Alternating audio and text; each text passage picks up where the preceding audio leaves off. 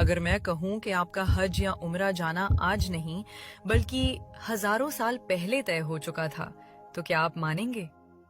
जब हजरत इब्राहीम और इस्माइल अलैहिस्सलाम ने अल्लाह का घर बनाया, काबा की दीवारें एक एक पत्थर रखकर बुलंद की। इस्माइल अलैहिस्सलाम काबा की तामीर कर रहे थे, उन्होंने हाथ उठाकर दुआ की। सूरह अल बकरा 227।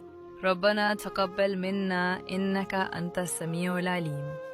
तर्जुमा, ए हमारे रब, हमसे ये अमल कबूल फरमा, बेशक तू ही सुनने वाला जानने वाला है। जब घर मुकम्मल हो गया तो अल्लाह ताला ने हुक्म दिया, वअद्दिन फिन्नास बिल हज यअतूका रिजालन व अला कुल्ले दामिरिन यअतीना मिन कुल्ले फज्जिन अमीक।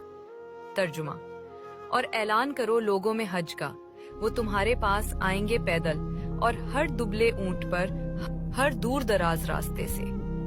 सोचिए, चारों तरफ सूना मैदान। इब्राहीम अलैहिस्सलाम ने अर्ज किया, या अल्लाह, यहाँ तो कोई नहीं, मैं किसे पुकारूं? अल्लाह ने फरमाया, पुकारना तुम्हारा काम है, पहुंचाना मेरा काम है। और फिर इब्राहीम अलैहिस्सलाम ने पुकारा।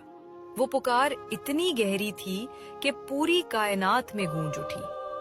वो पुकार आलमे अरवा तक पहुंचाई गई, जहां कयामत तक आने वाली तमाम रूहें मौजूद थीं।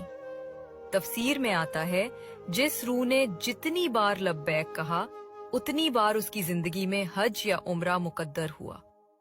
यानी अगर आप आज हज या उम्रा पर जा रहे हैं, ये कोई इत्तेफाक नहीं, ये आपकी तकदीर है। आपकी रूह ने उस वक्त कहा था, लब्बैक। लब्बैक यानी मैं हाजिर हूँ।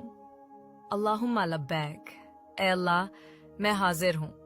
लब्बैक ला शरीक लका लब्बैक, मैं हाजिर हूँ, तेरा कोई शरीक नहीं। इन्नल हम्द, तमाम तारीफें तेरे लिए। व नेमता, तमाम नेमतें तेरी। लका वल मुल्क, ये जमीन और आसमान तेरे। ला शरीक लका, तेरा कोई शरीक नहीं।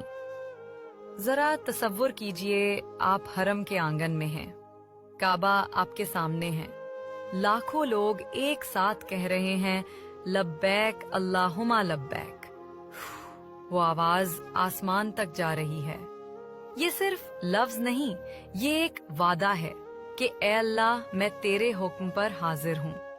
अगर ये बातें आपके दिल तक पहुंची हों, तो अभी एक दुआ मांग लीजिए, या अल्लाह, मुझे भी बुला ले अपने घर, मुझे भी हाजिर होने की तौफीक दे।